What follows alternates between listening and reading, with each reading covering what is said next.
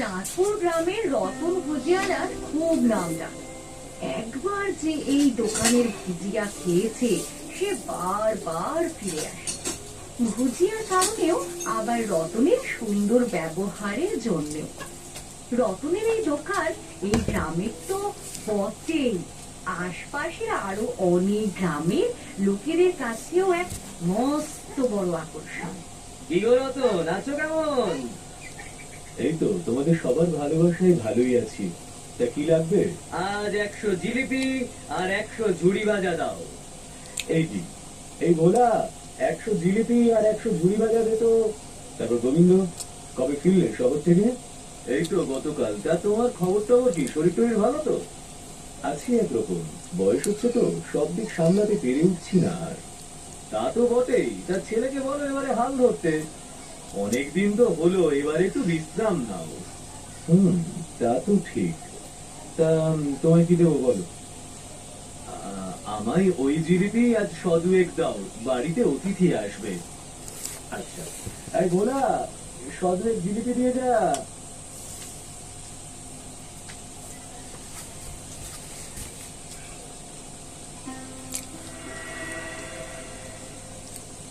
এবারে একটু হাত পা ছড়িয়ে জিরোই, এখন অত বেশি আসবে না। ভেতরে গিয়ে একটু বিশ্রাম নেই। মোহনকে এখন একটু বসতে বলি। ওরা, আমি একটু ভেতরে যাচ্ছি, দাদাবাবুকে পাঠিয়ে দিচ্ছি। রতনের ভুজিয়া তার দোকানের জিলিপি মিষ্টির এত খ্যাতির আসল কারণ তার দোকানের এই রান্নাঘর আর তার পুরনো কারিগর দিনে। রতনের ছেলে মোহনের দায়িত্বে রয়েছে এই ঘর, কিন্তু তাকে দেখে মনে হয় সে একটু বিরক্ত। মোহন, সব ঠিকঠাক চলছে তো? আজ বিকেলে 1 কিলো জিলিপি আর সেউ ভাজা পাঠাতে হবে ওপাড়ার ঘোষবাবুদের বাড়িতে, আর 1 কিলো ঝুড়ি ভাজা যাবে বদ্রীনাথের দোকানে। সেসব তৈরি তো? হ্যাঁ বাবা, সেসব তো তৈরি, কিন্তু বলছিলাম যে বল। মানে ঘোষবাবুদের বাড়িতে জিলিপি তো সব আজ নতুন ঘিয়ের টিন কেটে তৈরি হলো। হ্যাঁ, তাই তো হবে, তাই তো চেয়েছিলেন ওরা। তেলে ভাজা তো চাননি? হ্যাঁ সে তো জানি, কিন্তু আজ সকালের জিলিপি ভাজার তেল তো ছিল, সেটাও তো নতুনই, ওটা অল্পই ছিল, সেটা ব্যবহার করে ফেললে হতো না? তাহলে কম খরচা হতো আর তেলটাও থাকতো না। দিনু কাকুকে বলা সত্ত্বেও কিছুতে করতে রাজি হলেন না। মানে ঘোষবাবুরা তো ঘিয়ের হিসেবেই আগাম টাকা দিয়ে দিয়েছেন, সেখানে ঘিয়ের সঙ্গে তেল মিশাবো কি করে? দিনু তো ঠিকই করেছে। আমি আপনাকে ঠিক বোঝাতে পারলাম না বাবা। আমি বলছি না পুরোটাই তেল দিতে, আমি বলছি আমরা যদি ঘিয়ের সঙ্গে অল্প তেল মিশিয়ে তৈরি করতাম তাহলে সেটা তো ওনারা বুঝতে পারতেন না, আর আমাদেরও কিছু লাভ হতো। কি বলছো মোহন? আমার ছেলে তুমি কথা বলতে পারলে? সামান্য লাভের জন্য ভেজাল মেশাবো? আমাদের দোকানের যাবতীয় সুনাম শুধু খাবারের গুণমান আর আমাদের সততার কারণে। তুমি সেখানে এরকম কথা বলতে পারো কি করে? আমি খুব সামান্য মেশানোর কথা বলেছি বাবা, এমন নয় যে পুরোটাই তাই করতে হবে। অল্প যদি। অল্প নয়, বেশি নয়, একটুও নয়। বুঝেছো তুমি? কোন রকম ভাবে কোনো অসততা চলবে না, বুঝেছো? আমি বাড়ি যাচ্ছি, দোকানে খোলা থাকছে, কিন্তু তুমিও গিয়ে বসো। আর কোন রকমের কোনো অসততা যেন না হয়, বুঝেছো?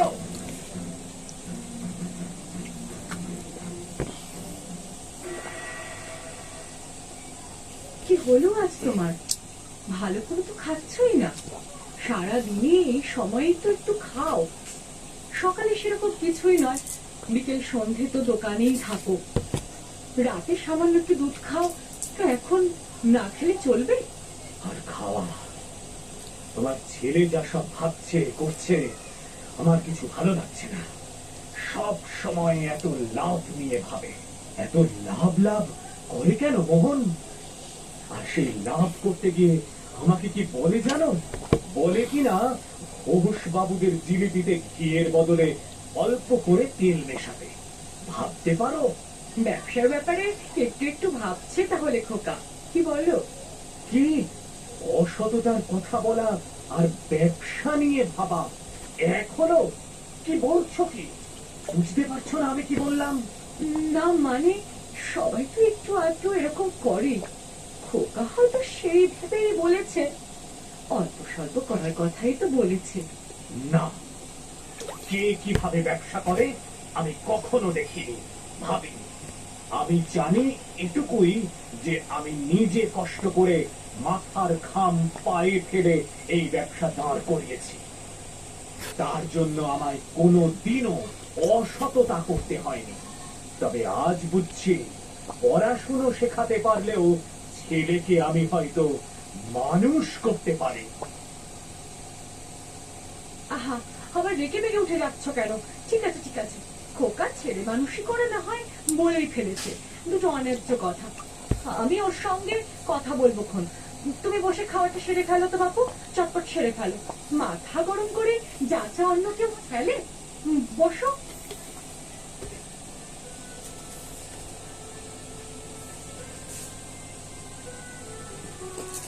আবার কি হলো বলো তো? না, কিছুই না মোহনের মা। দুঃখ এটাই যে তুমিও বুঝতে চাও না যে তোমার ছেলে আসলে বড্ড লোভী। কম পরিশ্রমে বেশি উপার্জনের সহজ যে রাস্তায় হাঁটতে চায়। এভাবে হয় না। আচ্ছা আচ্ছা, সে আমি বুঝেছি। আমি বলছি তো, আমি দেখছি। তুমি এখন খাও।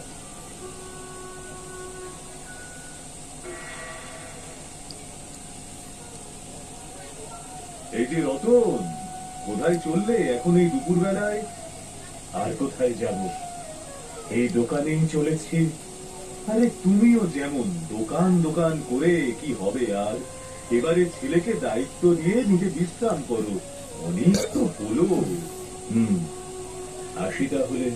এসো এসো, কিন্তু যা বললাম ভেবে দেখো।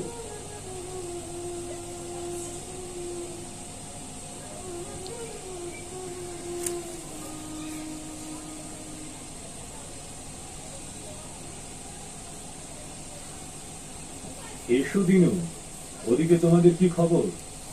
যা যা সব পাঠাতে হবে সেসব করে ফেলেছো তো? হ্যাঁ কর্তা, নিত্য বিকেলে দোকানের যা যা হয় সেসবও তৈরি তো? হ্যাঁ কর্তা।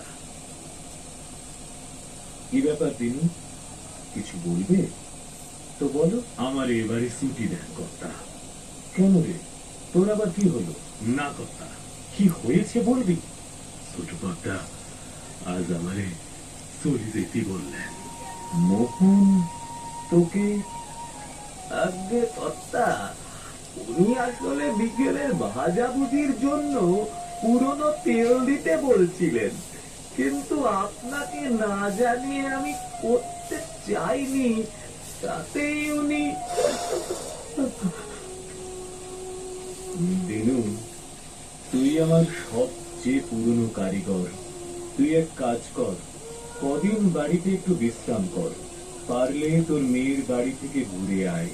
কথা আমার কাজ। তোর কাজ যেমন আছে তেমনই থাকবে কয়েকটা দিন। তুই একটু সময় দে। আচ্ছা কথা, আপনি যা বলেন। দিনু, দিনু শোন, এই কটা টাকা রাত কদিনের জন্য, খবর দিলে আসিস। যে আগে কথা।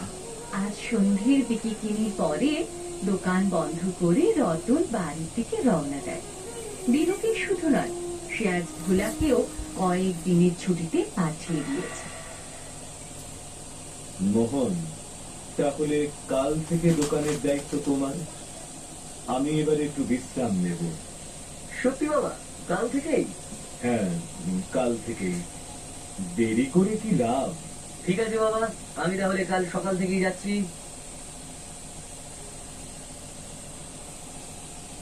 তুমি এটা কেন করলে? ভালোই তো হলো, এবারে ব্যবসা ও সামলাক। তুমি রেগে গিয়ে এরকম করলে, তাই না? একেবারেই না, ও এবারে একটু দায়িত্ব নিক আর আমি বিশ্রাম নেব। আমি একটু শুই এবারে। রতনের দোকানে এখন মোহনই বসে। সে ভুজিয়া মিষ্টির দাম বেশ কমিয়ে দিয়েছে। তার দোকানে ভিড় লেগেই থাকে। পুরনো লোকেরা প্রায় কেউই নেই, নতুন কারিগর, নতুন কর্মচারী। আরে গোবিন্দ কাকা, কি খবর? এই তো ঠিক। আজ কি নেবেন, জিলিপি নাকি অল্প করে সেউ ভাজা দিতে বলি? না বাবা, পরশুদিন জিলিপি নিয়ে গেছিলাম, জিলিপিতে কেমন একটু গন্ধ পেলাম আর খেয়ে গলা বুক জ্বলছিল। আজ আর নেব না। আচ্ছা, আসি বাবা।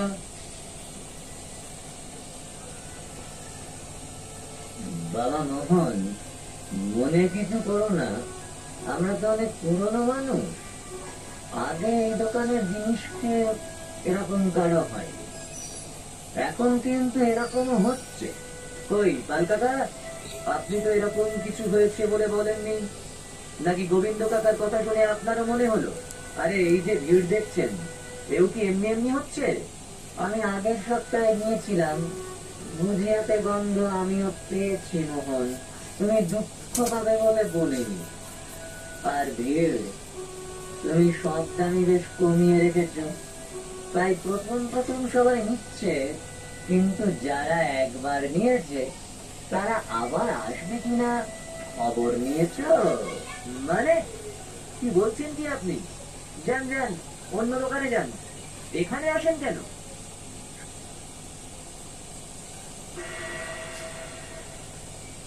শোন বিশু, গতকাল সকালের ভুজিয়ার যে তেল রয়ে গেছে সেটা আজ বিকেলের জিলিপিতে দিয়ে দিস। বিকেলে জিলিপি আরো এক আনা কমে বিক্রি করব। আর গত হপ্তায় যে ঘিয়ের 3 কাটা গুলো সেখান থেকে অল্প করে নিয়ে কাল সকালের জিলিপিতে দিস।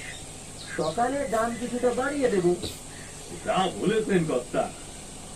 যা তাহলে, যা বললাম কর গিয়ে। একটু এদিক ওদিক করে চালানোতে ব্যবসাটা বেশ ফুলে ফিটেই উঠছে।